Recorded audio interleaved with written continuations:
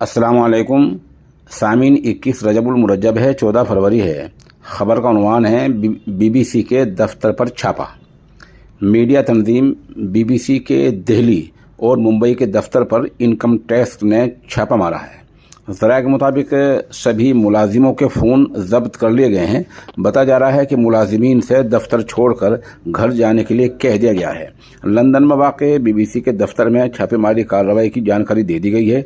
उधर income tax के ज़राए ने सहाफ़ियों से बातचीत करते हुए बताया कि ये इनकम टैक्स की टीम का सर्वे है। हालांकि अभी तक इनकम टैक्स महकमे की तरफ से इसे लेकर कोई आधिकारिक दफ्तरी तौर पर जानकारी नहीं दी गई है।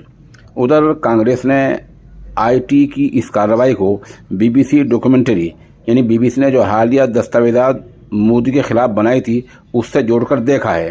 कांग्रेस ने ट्वीट कर कहा, पहले बीबीसी की दस्तावेजात आई, उसे बैन किया गया, अब बीबीसी के दफ्तर पर छापा पड़ा है और ये सब उसी की